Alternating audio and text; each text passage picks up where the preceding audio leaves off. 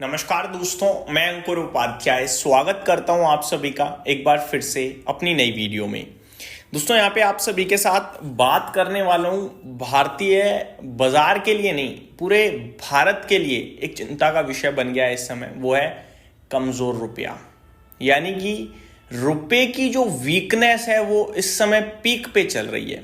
मैं आप सभी के साथ शेयर करना चाहूंगा दोस्तों कि आज हमारी करेंसी लाइफ लो पे आकर खड़ी हो गई है 89.93। ये छोटी मोटी परेशानी नहीं है, ये बहुत बड़ी परेशानी है। मैं शेयर बाजार से तो इसे जोड़ ही नहीं रहा।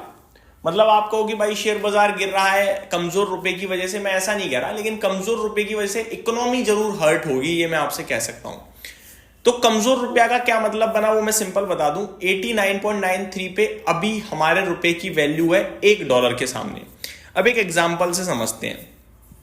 आप कोई चीज खरीदते हो और वो चीज आपको आपके रुपए से नहीं डॉलर से मिलती है। मान के चलो आपको आपके राशन खरीदना है घर का, ठीक है। आपका राशन आता है भाई साहब, मान लो $10 का, ठीक है जी। $10 का राशन आता है और $1 की वैल्यू जो थी वो थी 85 रुपीज। तो आपको क्या करना पड़ता था, ₹850 देने पड़ते थे और आपको $10 मिल जाते थे, फिर आप राशन खरीद लेते थे। अब मान के चलो वही $10 लेने के लिए अब आपको कितना पे करना है, ऑलमोस्ट 900 रुपीज। पहले कितना पे करना पड़ रहा था, 850। ये ₹50 आपकी जेब से ज्यादा गए। राशन सिमिलर ही आ रहा है, राशन नहीं बदला, राशन सेम ही है, बस क्योंकि डॉलर के सामने रुपए की वैल्यू कम हो गई है इसलिए आपकी जेब से ज्यादा पैसा चला गया। ये असली प्रॉब्लम है। आप कहोगे यार ठीक है भाई, मतलब इतना भी क्या है, रुपए कमजोर है डॉलर से ही कर लेंगे। तो मैं आपको बताता हूं कि रुपए को तो एक्सेप्ट करती नहीं है दूसरी कंट्रियां, एक्सेप्ट तो डॉलर को ही करती हैं, ठीक है। अब हम जो है बड़े लेवल पे क्या क्या खरीदते हैं डॉलर से वो सुन लीजिए। सबसे पहले तो क्रूड ऑयल, कच्चा तेल खरीदने के लिए हमें चाहिए डॉलर। 85% ऑलमोस्ट क्रूड इंपोर्ट करते हैं हम, जो कि डॉलर्स में आता है पर बैरल के हिसाब से।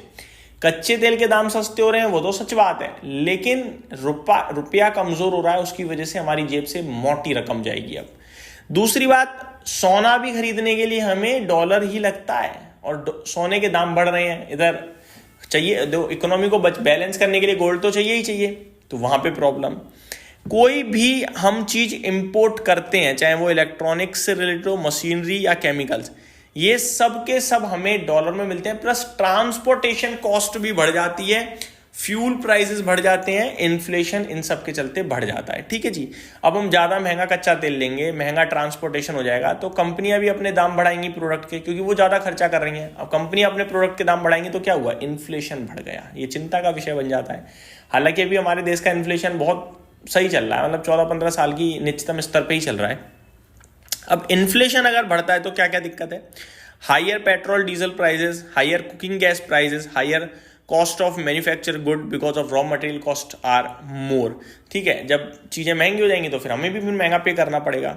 आगे अगर देखा जाए तो अगर गवर्नमेंट कंपनीज लोन लेके बैठी हैं तो वो भी फिर महंगा हो जाएगा, ब्याज भी महंगी हो जाएगी क्योंकि रुपया कमजोर पड़ रहा है, प्रिंसिपल रीपेमेंट करना थोड़ा मुश्किल पड़ेगा, ठीक है। ये सारी चीजें दिक्कत का विषय बनती हैं, सारी की सारी चीजें जो डायरेक्टली इनडायरेक्टली इकोनॉमी को प्रॉब्लम देती हैं। अब ऐसे में हमें करना क्या चाहिए दोस्तों, ऐसा पहली बार नहीं हो रहा है कि रुपया कमजोर हो रहा है, रुपया लगातार ही कमजोर होता रहता है।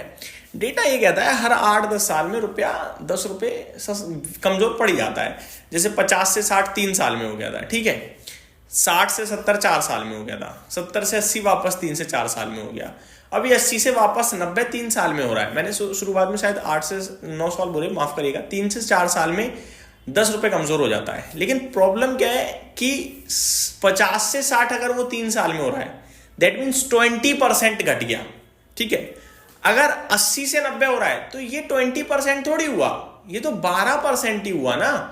तो इतना कमजोर नहीं हो रहे हम, समझ रहे हो बात को। ये कोई बताएगा नहीं इस समय, बाजार गिर रहा है कमजोर रुपया हो रहा है तो हम सब चिल्ला रहे हैं, सही बात है, लेकिन ऐसा थोड़ी बहुत ज्यादा घट गई। पहले 3 साल में 15-20% घट रहा था, अभी 3 साल में 12% घट रहा है, तो क्या घट रहा है।